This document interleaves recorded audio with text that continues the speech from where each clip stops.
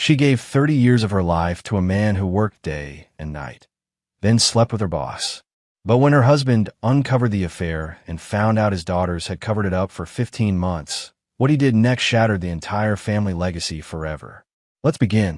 If someone had told Jackson Miller a year ago that his entire family, the wife he adored, the daughters he raised with everything he had, would one day feel like strangers, he would have laughed it off.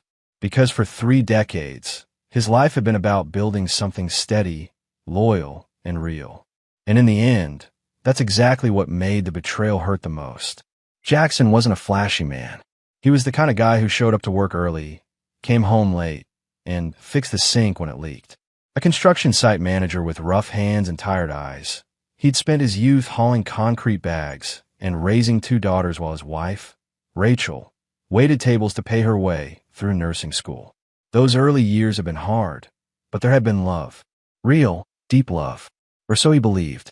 Rachel was 19 when they met, a spirited waitress with auburn curls and a laugh that turned heads. He was 22 and broke, driving an old Ford with 2 working windows and a cracked dashboard. But when she leaned over the bar one night, smirked, and said, "If you're going to stare, at least leave a tip," Jackson fell hard and never really stopped falling.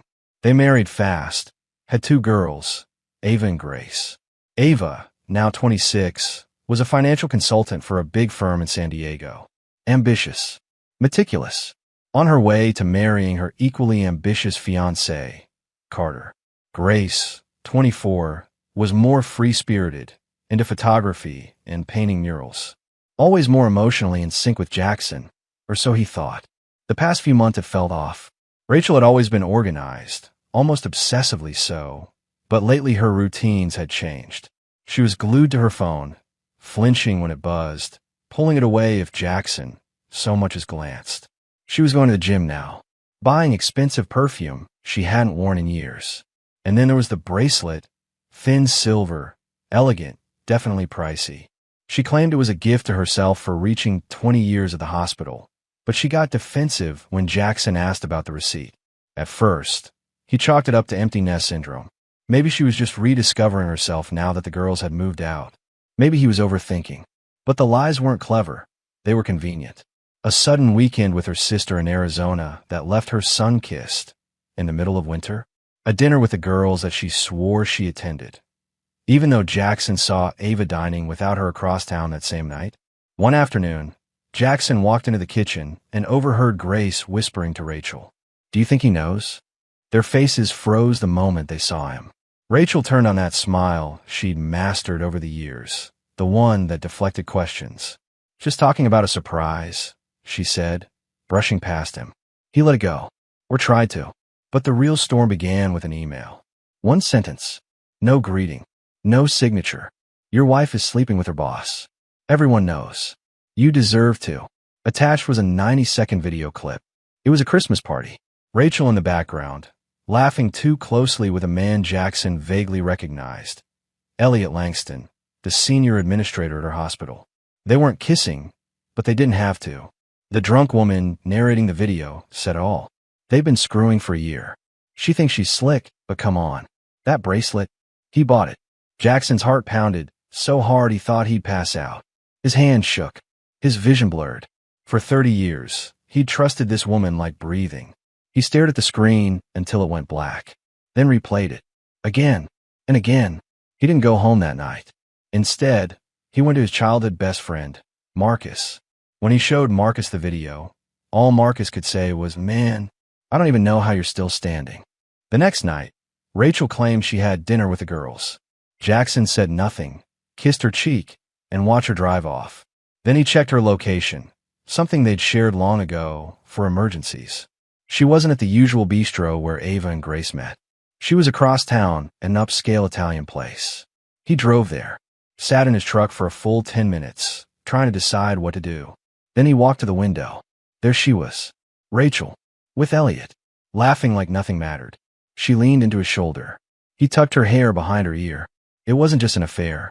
It was romance, comfort, a life he clearly wasn't part of anymore. Jackson took photos, dozens, then opened the family group chat. Him, Rachel, the girls, their uncles, cousins, even the pastor from their wedding. Caption: Rachel, hope you're enjoying your girls' dinner. Elliot seems to be. Within seconds, his phone exploded with messages. Ava, Dad, what are you talking about? Grace, please don't do this here. Rachel's brother. Mel, is this true? But Jackson didn't respond. He drove, parked, breathed, then headed home. They were all waiting when he walked through the door. Rachel, Ava, Grace, like guilty children caught sneaking out. He didn't speak, just handed Rachel the phone and hit play. Her face drained of color. Ava's mouth opened, but no sound came. Grace burst into tears. How long? Jackson asked. Rachel hesitated. Ava stepped in like a lawyer in court. Dad, you need to understand. How long? 15 months. Rachel finally said, voice cracking. And you too, he said, looking directly at his daughters. How long have you known? Neither answered, but Grace broke first, whispering. She said she'd end it, that she just needed time. I didn't want to hurt you. You already did, Jackson said, his voice like steel. You all did. And now, you can pack your things. Every single one of you. I want you out of my house. Rachel pleaded. Ava argued. Grace sobbed. But Jackson didn't bend. When the door finally closed behind them, Jackson stood in the silence. It wasn't peaceful. It was hollow. He picked up a family photo from the mantel and threw it against the wall. Glass shattered. The frame splintered, just like his life. He didn't sleep that night. He didn't eat the next day. His phone buzzed constantly. Messages from Rachel swinging between apology, guilt, and anger. Ava sent texts titled, Wedding Planning Update, like nothing had happened. Grace's messages were harder, softer, full of regret. But Jackson couldn't shake the truth. They didn't just know. They helped. They lied. They made him feel insane. And now was his turn. Jackson didn't crumble. Not fully. Not in the way most men might after uncovering a betrayal so layered, so orchestrated. It practically qualified as a conspiracy. He sat in his empty living room, surrounded by framed memories he no longer believed in. And for 2 whole days, he simply existed. Not a single bite of food. Not a single minute of sleep. Just silence. He kept the curtains drawn, phone on silent, and heart barricaded. The man who had built homes for a living couldn't even find the will to fix the broken picture frame on the floor.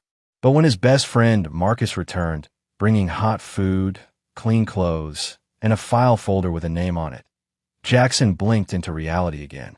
Her name's Emily Klein, Marcus said, setting the folder down on the coffee table. Family law. Smart. Ruthless. You need someone like that.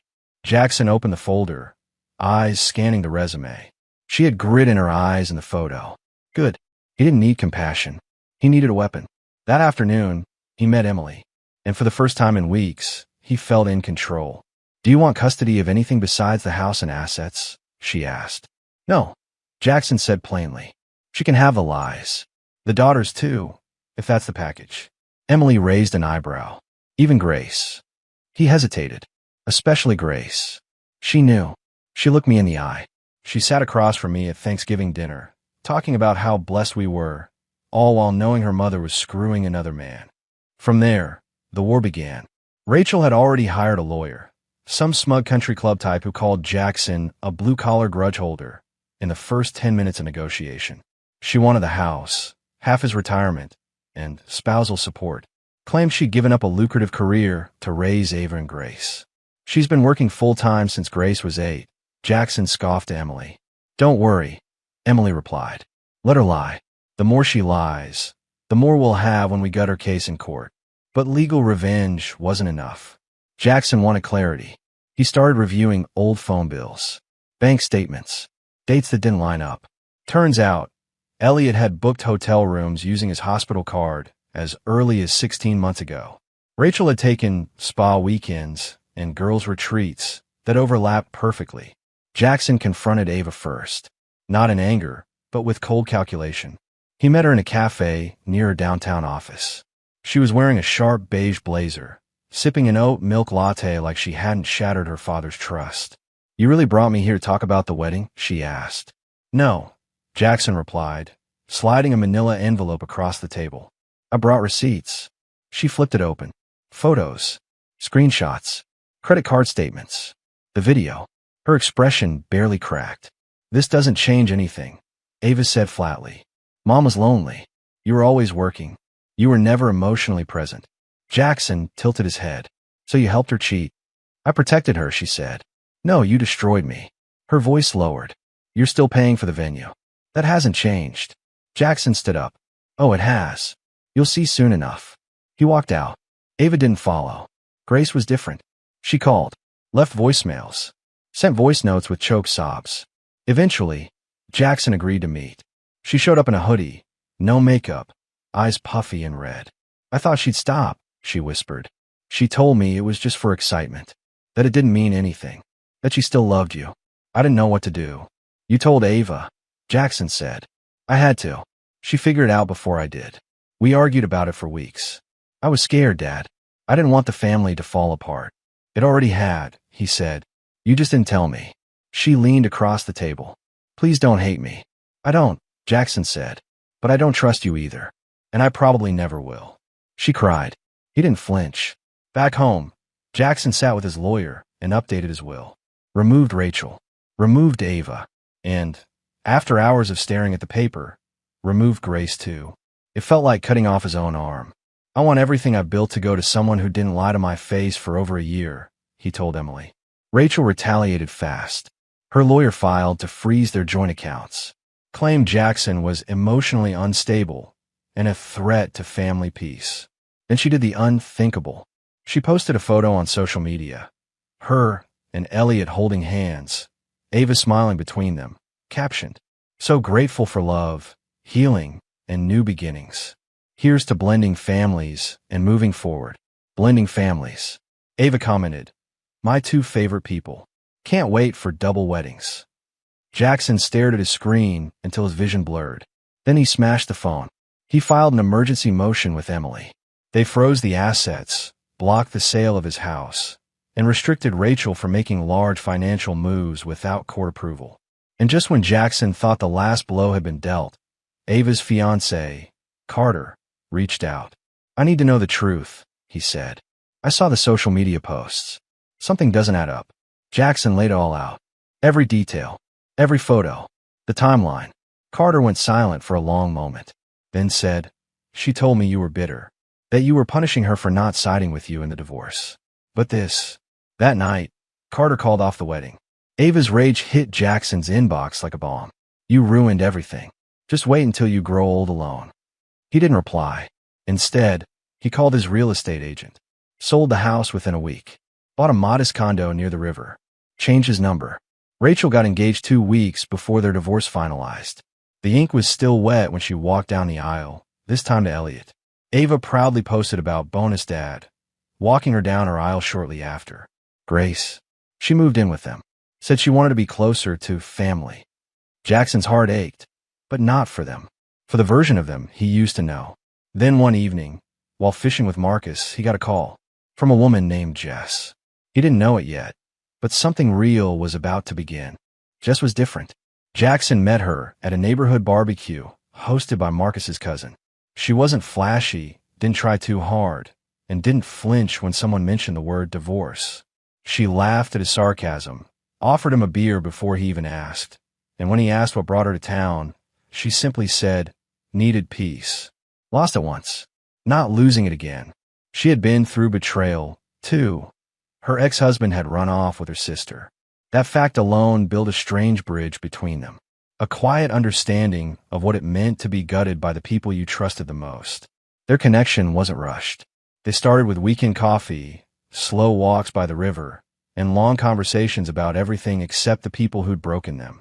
And when they did talk about those people, there was no bitterness, just exhaustion. Jackson didn't try to be charming. He didn't try to impress her. And maybe that's what made it work. One evening, as they sat in his new apartment, eating takeout from paper bag, Jess said, "You ever wonder what you could have done differently?" He didn't answer for a while, then said, "Every day. But then I remember, it wasn't my lie." Meanwhile, the drama didn't stop. Ava sent another email filled with emotional manipulation. "You're still my father," she wrote. "What happened between you and Mom has nothing to do with us. You should still care about your daughter's wedding. About my future." Jackson didn't respond. He forwarded the email to Emily, who replied with a single line, still pushing guilt like a currency. Grace, on the other hand, had gone quieter. Every now and then, Jackson would receive a text. Thinking about you today, Dad. Hope you're okay. I miss you. He never blocked her. He just couldn't. Then one day, a private number called. Jackson answered out of instinct. It was Carter, the ex-fiancé. I thought you should know, Carter said. Ava reached out. Said she made a mistake. She wanted to meet up. I didn't go. Good for you, Jackson said. She said you poisoned her future. That you manipulated everyone. But I know the truth now. And I'm grateful, sir. You saved me from a lifetime of lies. Those words stuck with Jackson. A lifetime of lies. Rachel, meanwhile, continued parading Elliot around like some prize. They hosted dinner parties, posted engagement photos, and even began discussing starting a joint charity, something Rachel had zero interest in before. But it was Grace's message that came next and struck deep. I found out from Facebook. They didn't even tell me about the engagement. When I confronted Mom, she said I needed to get on board. And Ava called me dramatic. Jackson read the message twice, then typed back, You're starting to see it now. She replied, I still wish things could go back to normal. He paused, then wrote, There was never anything normal about a 15-month lie. It was the first time he'd texted her in weeks. As time passed, the divorce finalized. Rachel didn't get what she expected. The house was sold. The retirement accounts were split, but not evenly. Thanks to Emily and all the evidence, the judge ruled in Jackson's favor. Rachel got her new husband, but she lost the legacy. Jess was there the day Jackson got the final court papers. She brought donuts and coffee, and when he looked stunned, she said, This isn't the end. It's the start. That night, they sat on the couch, watching an old Clint Eastwood movie. No drama, no lies, just quiet, genuine company. And for the first time in a long time, Jackson didn't feel broken. It had been 6 months since Jackson kicked them all out.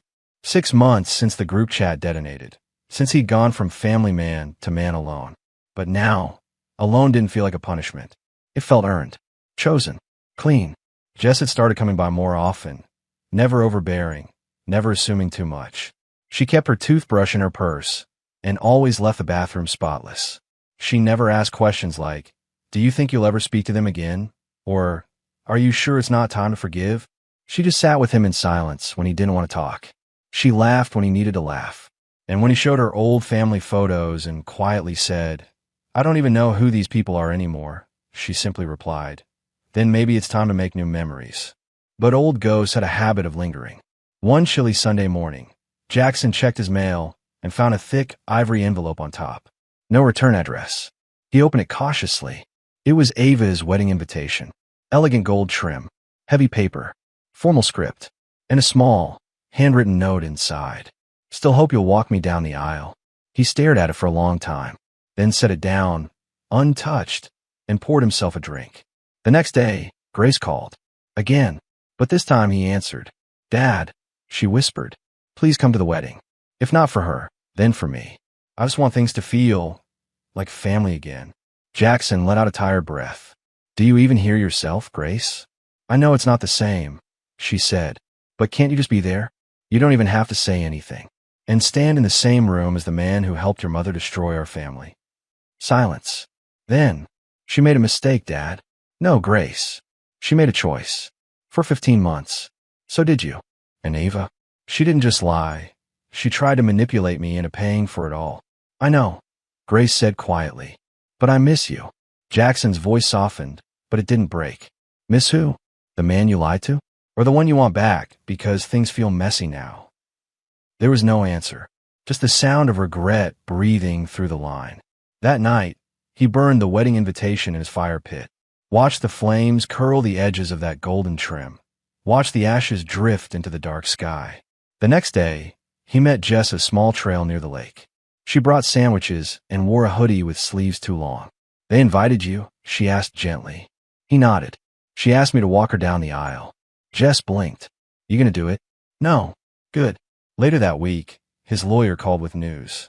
Rachel had tried to sell a jointly purchased antique vehicle Jackson had stored during their marriage. Something they bought back when things were good. Something he'd restored piece by piece with his own hands. She's not legally allowed to sell it, Emily said. But she's trying. Jackson laughed bitterly. She already sold her integrity. Guess it makes sense she'd go for the truck next. Emily froze the transaction. Again, another small win in a war that had already taken everything emotional from him. A few days before Ava's wedding, Carter messaged again. You were right. She never stopped manipulating. Her new husband's rich, but it's like watching her rehearse the same lies with someone new. Then, out of nowhere, Grace texted again. One line. She asked me not to mention you during my speech. He didn't reply. He didn't need to. The day of the wedding came and went. He spent it fixing a neighbor's fence, eating chili with Jess, and watching a documentary about mountain climbers who survived avalanches. And when he went to bed, he slept. No nightmares. No sick feeling in his gut. Just sleep. It was the first time in 30 years that Jackson Miller didn't feel tethered to anyone else's needs but his own. No text to check. No photos to fake smile through. No pretending. Rachel had remarried and moved out of town with Elliot.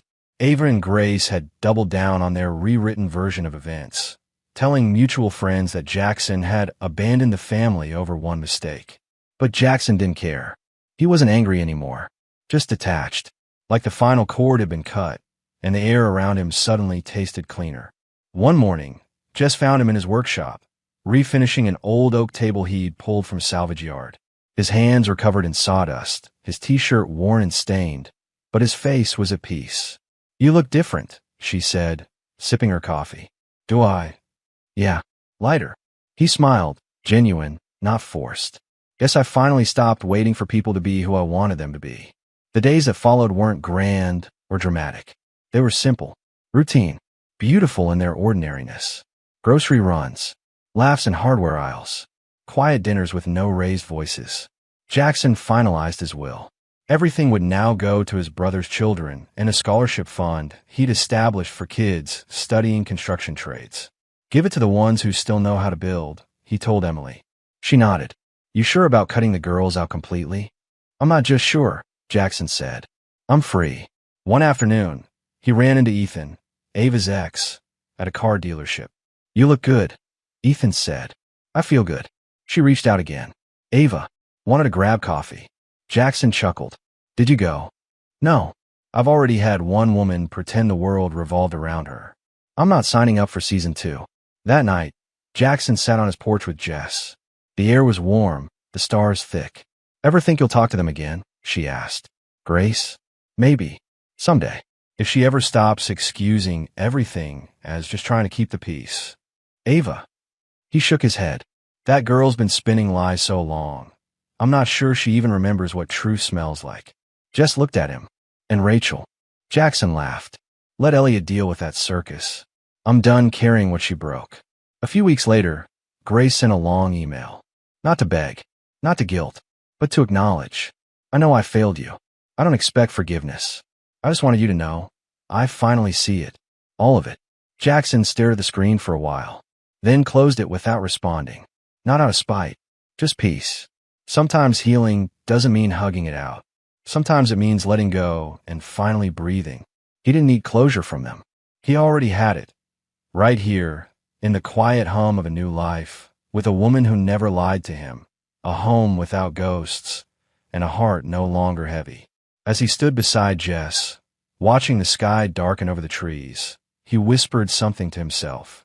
They thought they shattered me, but I was never glass. I was stone, and I'm still standing. And for the first time in a long time, Jackson truly was weightless.